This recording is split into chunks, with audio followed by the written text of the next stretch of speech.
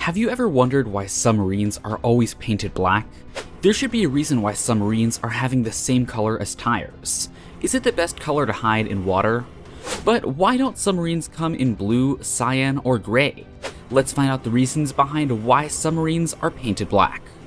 A submarine is a ship that can go below the water. Subs are short for submarines. The military and scientists use submarines to go deep under the ocean. During a war, submarines are used to patrol the ocean and attack enemy ships. Most submarines used by the military are very big. They might be able to hold more than 100 people. They also carry weapons like torpedoes and missiles. Scientists and explorers usually use smaller submarines. Scientists could use mechanical arms, cameras, and other tools on these submarines to learn more about the world underwater. Huge ballast tanks allow a submarine to dive and come to the surface. The water in the tanks makes the submarine heavy enough to sink. When the submarine is ready to come to the surface, the water is let out of the ballast tanks, and the air is put in. This makes the boat light enough that it can float. Submarines can get their power from engines, batteries, nuclear power, or these things. Submarines move through water with the help of propellers.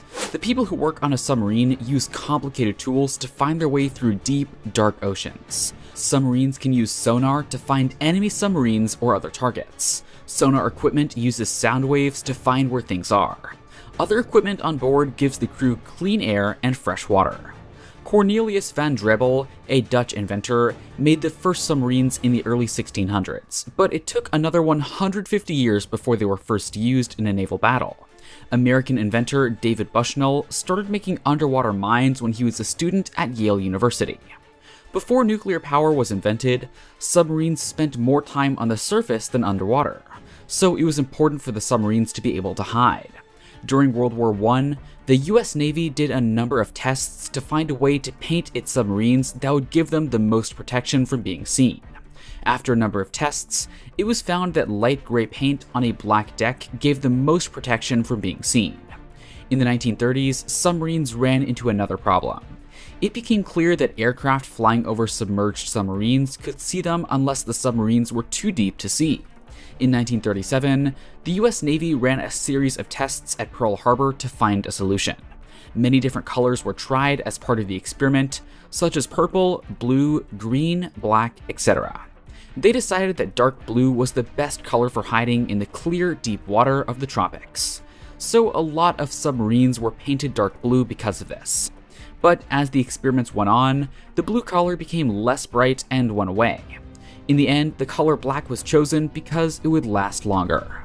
Aside from the Americans, the Germans often painted their U-boats dark gray, black, and sometimes even shades of blue. Most submarines in the modern world look black, except for those belonging to Iran and North Korea.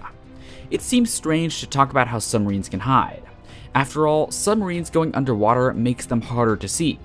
But early submarines couldn't stay underwater for very long. They did most of their work on the surface. When electric batteries were the only source of power underwater, submarines had to save energy.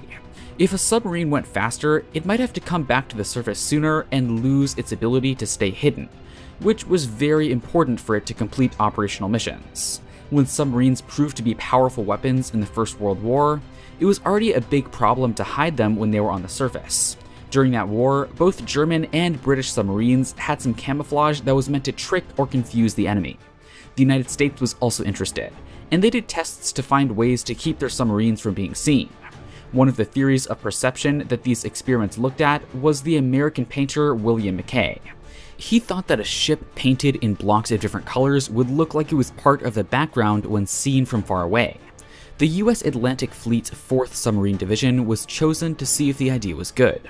Before the US joined the war in 1917, K-class submarines were painted in different colors and patterns and looked at in different ways in 1916 and 1917. On NavSource, you can see some of the photos used to make these drawings. As a result of these tests, the US Navy decided that a simple light gray hull and black decks were just as good as any other method for keeping people from seeing inside the ship.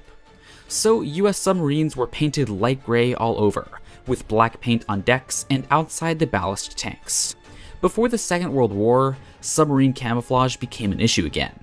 This time, the question was not just how to hide a submarine on the surface, but also how to hide a submarine that was underwater from an airplane. As you might expect, this led to orders for another test, this time off the coast of Panama, using only black and dark blue. The result wasn't clear because the blue paint changed after it was put on, becoming lighter and more milky. In February 1940, a final set of tests were set up off Key West. Spearfish SS-190 was black, and Sculpin SS-191 was a dark blue color. This test also caused a lot of trouble because the blue paints used in each test were made with different ingredients. These different experiments didn't have much to do with the decision, only to use black paint. The most important reason for choosing black paint was that it was known to last longer. The Bureau of Construction and Repair had changed its name to the Bureau of Ships, and in January of 1941, the Navy put out a new guide for painting camouflage. It was called Ships 2 because it was the second big book that the Bureau of Ships put out. In it, measure numbers were given to different camouflage patterns. Overall, black was used as camouflage, measure 9, and by the end of 1940, it was used on all US submarines. At this point, it's important to point out that the paints used on submarines were made differently than those used on other ships. One possible reason is that there wasn't as much room on the submarines to store paints. The most important reason seems to be that submarine paints need to last longer. Ships at the surface had matte paint put on them. They wore away quickly when exposed to sea spray for a long time. Different shades were made by adding tinting materials to base paints and mixing. On submarines, the different shades of paint were already mixed.